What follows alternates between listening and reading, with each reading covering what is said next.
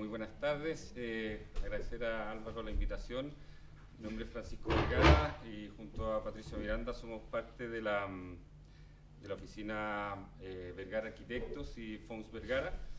Son dos oficinas asociadas, ¿no es cierto? Somos una oficina que lleva 20 años, alrededor de 20 años, ¿cierto?, de experiencia en proyectos habitacionales y con un área importante de la oficina enfocada en proyectos del DC49, ¿no es cierto?, de subsidios, vivienda de subsidios, tanto del DC1, DC19 y también del DC49. En este último caso, nuestros encargos han llegado a través de entidad patrocinante Concrecasa, que es una entidad patrocinante que está bajo el alero de la constructora Concreta, ¿no es cierto? Y junto con ellos hemos participado en estos proyectos del DC49.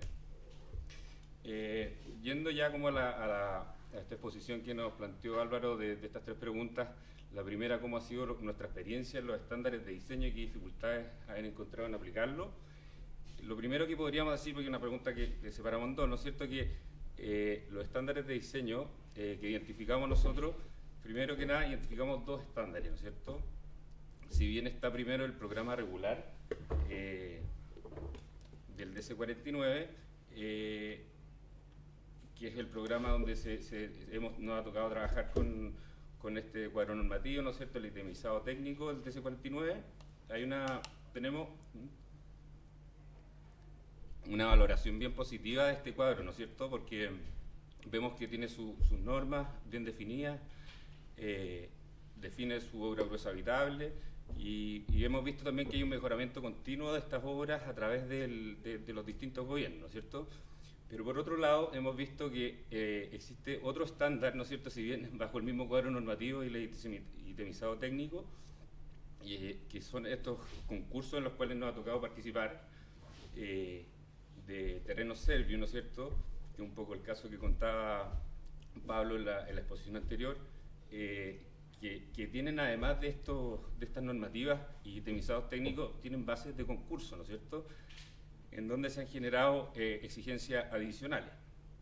En este sentido se exigen eficiencia energética, ¿no es cierto?, innovación en el diseño, mejoramiento de la habitabilidad, financiamiento adicional, o sea, más bien estas exigencias que han logrado en estos casos darse por este financiamiento adicional, que tiene que ver con que al ser terrenos estatales, ¿no es cierto?, hay aporte del terreno como al valor avalúo fiscal, entonces se genera estos recursos adicionales para ir incorporando estos elementos que tienen estos proyectos, ¿no es cierto? En este caso tenemos ahí un proyecto arriba, ¿no es cierto?, que es nuestro, ¿no es cierto?, en el programa regular, que se ve que no son proyectos que no tienen balcones, ¿no es cierto?, y en un proyecto que es Villa Costa Azul, y en el proyecto de abajo, ¿no es cierto?, que es un proyecto que es dentro del programa de regeneración urbana.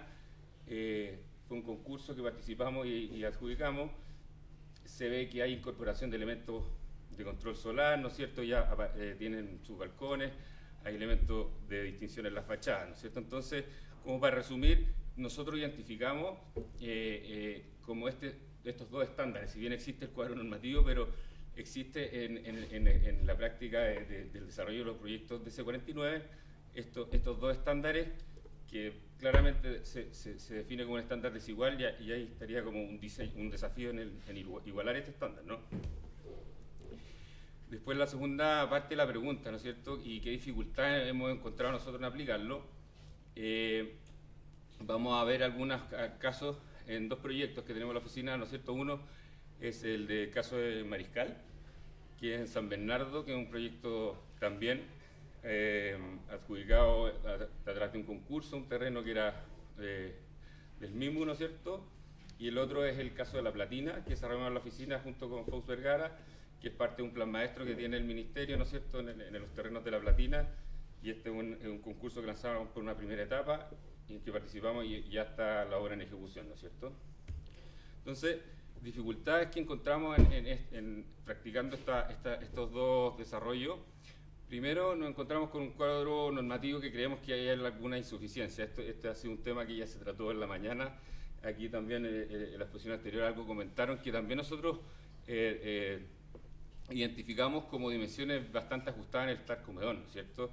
en el costado acá nosotros vemos la planta de la casa del proyecto Mariscal, ¿no es cierto?, en donde si bien está el mobiliario, ¿no es cierto?, del estar y el comedor, también nosotros, bajo esta pregunta, ¿no es cierto?, nos cuestionamos que el estar es no solo un sofá, ¿no es cierto?, sino que es más bien una suma de más mobiliario, y en este caso la exigencia es solo un sofá, ¿no es cierto? Aquí se ve que la planta está resuelta, pero a nuestro criterio son espacios reducidos. Y lo otro, que tampoco hay una exigencia en el decreto, en este programa, de balcones y terrazas, ¿no es cierto?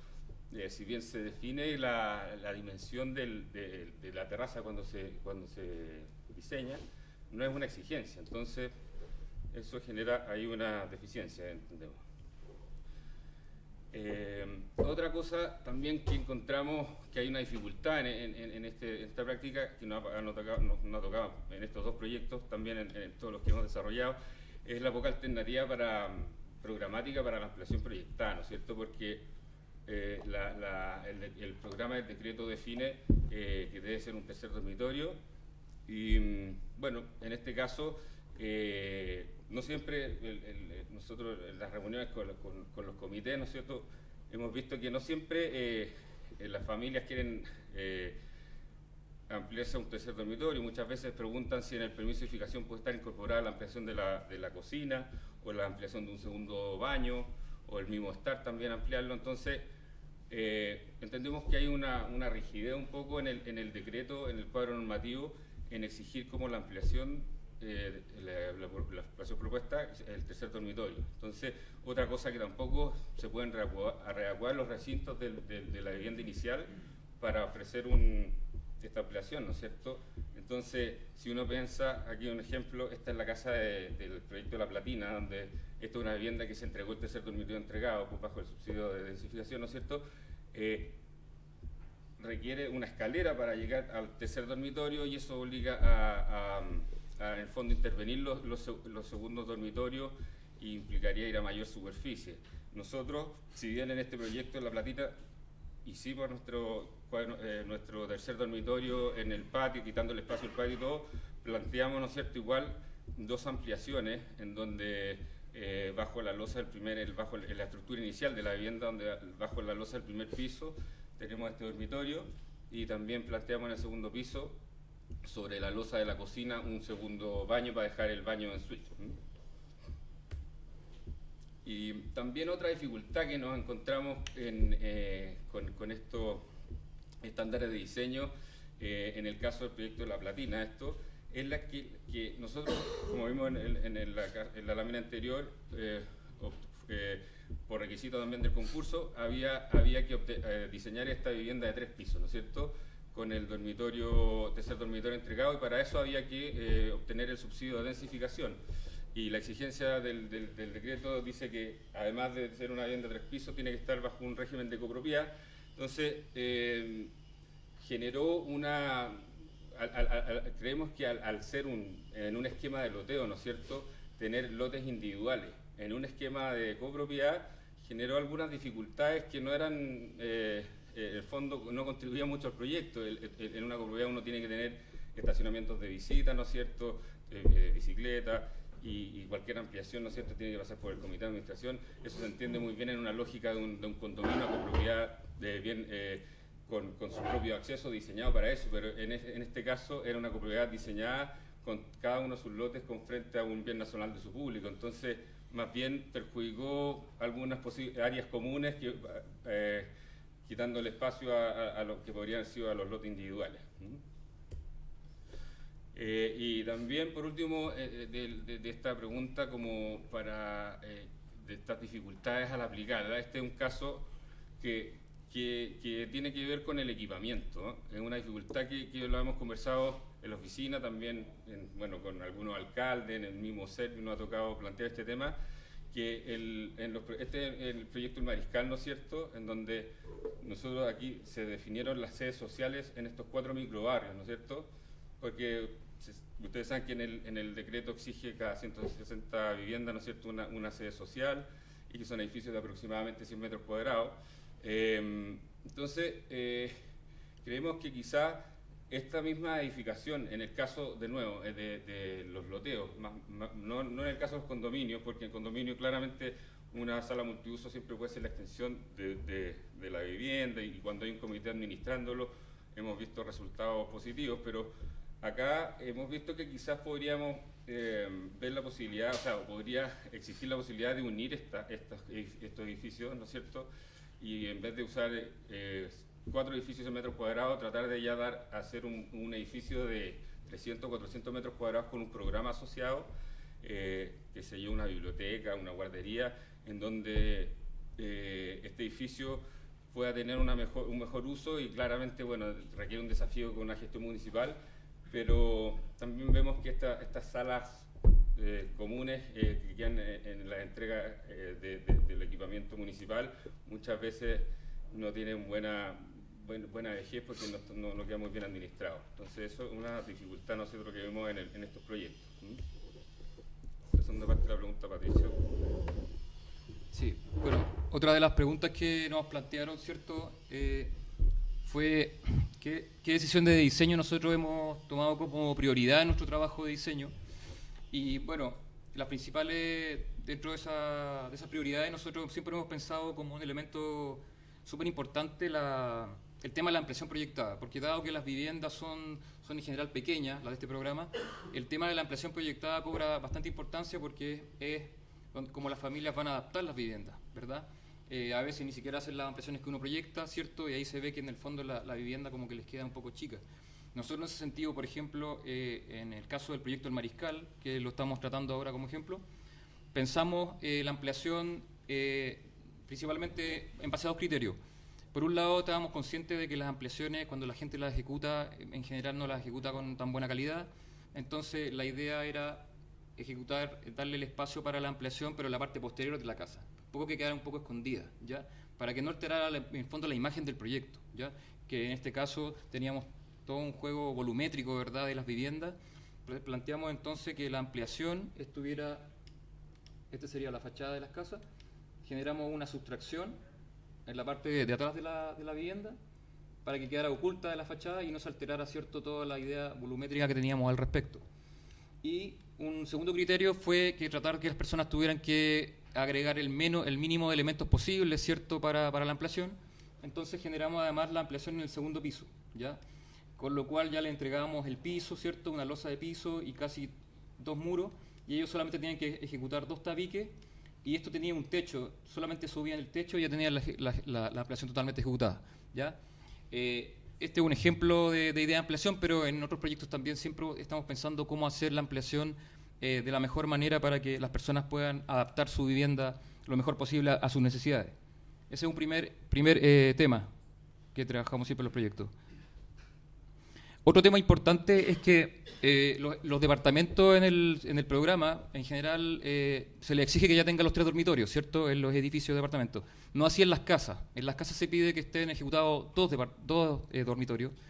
Entonces siempre hemos tenido también la idea de que la casa también tenga el 3er dormitorio ejecutado, para lo cual hemos buscado que la casa también pueda postular al subsidio de densificación, que es el subsidio que permite ejecutar el 3er dormitorio, ¿ya? Pero para acceder al subsidio de densificación tenemos que cumplir una densidad, ¿cierto? Y para eso, en el fondo, surge la idea de que este 3er dormitorio esté en un 3er piso, para poder generar terrenos más pequeños y lograr la densidad que se requiere para postular al subsidio de densificación. Y con lo cual hemos logrado hacer casas con el 3er dormitorio proyectado, ¿ya? Otro tema que hemos tenido como prioritario dentro del desarrollo de la oficina es que tratar de agregar recintos adicionales a los que pide el cuadro normativo, ¿ya? En este caso, por ejemplo, vemos el departamento de La Platina, que hicimos el proyecto de La Platina, y propusimos y entregamos 2 recintos adicionales. Por un lado, un segundo espacio para un segundo baño, ¿ya?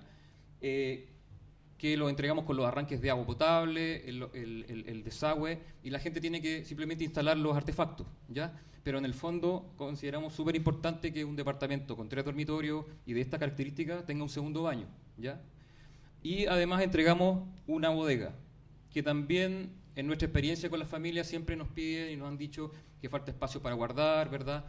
y en este caso entregamos ese recinto como respuesta a esa necesidad. Y de esta manera este proyecto tiene una ventaja cualitativa respecto a otros proyectos y a lo que es el estándar del cuadro normativo básico, ¿verdad? Otro tema súper importante en el trabajo de la oficina, en los proyectos, es preocuparnos también de la mejora de la calidad ambiental de los departamentos, ¿ya? En este caso, vemos el proyecto Mariscal y principalmente en este proyecto trabajamos, por un lado, el control solar a través de celosías móviles, que son, ¿verdad que hay un corte? Son celosías metálicas, que es cierto que van sobre unos rieles y se pueden ir desplazando, y sirve en el fondo para el control de la luz directa, ¿verdad? Pero sin bloquear la visión hacia el exterior de las personas. Tienen ventanas de termopanel, aislación térmica mediante sistema AVES, tienen ventilación pasiva, que es la instalación de celosías, ¿cierto?, en los muros perimetrales de las viviendas, para generar una ventilación permanente. Y también en este proyecto nos preocupamos de la orientación solar. Aquí no tenemos esquemas, pero en el fondo aquí se puede ver un poco que las casas, según su orientación solar, iban teniendo ventanas en la fachada y a veces no, sino que la ventana de ese dormitorio a veces estaba en un costado. Es decir, las casas se iban adecuando sus ventanas y sus vanos según la orientación que tenían, ¿ya? Aquí tenemos una foto del proyecto Mariscal. Como se puede ver, hay casas que según su orientación tienen ventanas hacia el frente o hacia el lado. Está la celosía metálica de filtro solar. Tenemos más imágenes del mismo proyecto, Mariscal. Aquí tenemos otras imágenes donde se ve el edificio. En este momento están las persianas todas cerradas porque era el momento en que se estaba entregando el proyecto, pero ahora esas celosías están en distintas posiciones.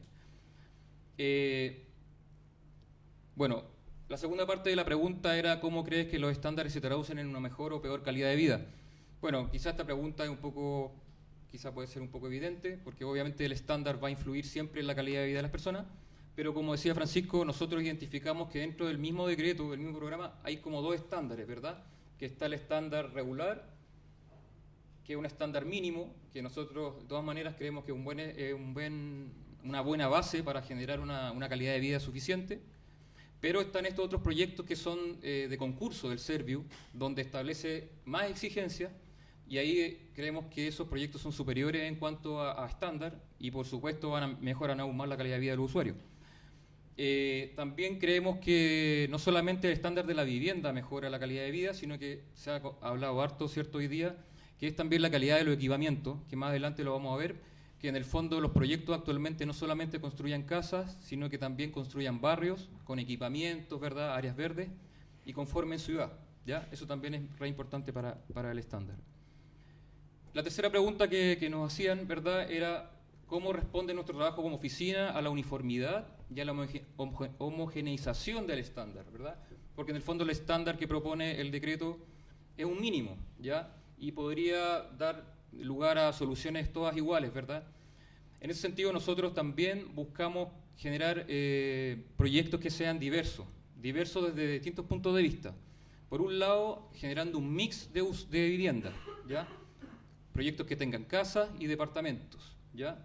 Y ojalá distintas tipologías también de casas. Por ejemplo, bueno, el caso Mariscal era un proyecto que se componía de casas y edificios, y en el caso de La Platina tenemos tres tipologías de vivienda. Por un lado, viviendas de 2 pisos y viviendas de 3 pisos y también departamentos.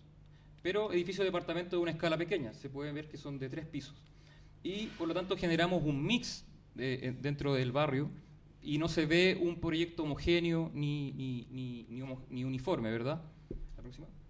Aquí se ven las tipologías de vivienda también del proyecto La Platina. También incorporaban celosías metálicas móvil para el control solar. Sí, también como parte de esta pregunta, ¿no es cierto?, ¿cuáles son las soluciones de diseño creativa que hemos un poco dado para responder a este tema de la uniformidad de los proyectos? volviendo al tema del equipamiento, nosotros en nuestra oficina hemos buscado también la propuesta de adicional al equipamiento exigido, ¿no es cierto?, que es el tema de la sede social. Hemos incorporado en el caso de La Platina un área de ferias libres, ¿no es cierto? Se generó aquí un bulevar para el sector de ferias libres. También este proyecto considera un área de huertos comunitarios, que todo un trabajo que la entidad patrocinante tiene con las comités, ¿no es cierto?, del plan de habilitación social, donde se generan unos huertos comunitarios asociados a esta sede social, ya no un edificio, ¿no es cierto?, que no tiene programa, no, también se generó un área de punto limpio y todo también gestionado con la municipalidad y el tema de la habilitación social, para darle vida a estas sedes sociales. También en el caso del Mariscal se generó este tema de un skatepark. Aquí creemos nosotros que estos aspectos adicionales son los que hacen único y diferente a cada proyecto, ¿no es cierto?, y que dependen de un diseño creativo y de coordinación y gestión creativa con nuestros actores para hacerlos posibles, que serían las constructoras, ¿no es cierto?, la entidad patrocinante, el municipio, ONG. Y el ejemplo del skatepark de Mariscal, creemos que fue un muy buen ejercicio, ya que si bien este plan maestro traía un skatepark prediseñado, nosotros incentivamos el trabajo en conjunto con una organización que es Ballpark. Ellos conjuntos rediseñamos este skatepark y ellos también participaron en la activación del lugar con clases, ¿no es cierto?, hicieron talleres y se quedaron un montón de tiempo hasta el día de hoy generando ahí actividades para que fuera un lugar con vida, ¿no es cierto? Entonces, finalmente creemos que este tipo de iniciativas que también tienen que ver con el diseño son soluciones para poder generar un buen punto de encuentro en los proyectos. Y eso sería un poco nuestra experiencia como en los proyectos del DC49.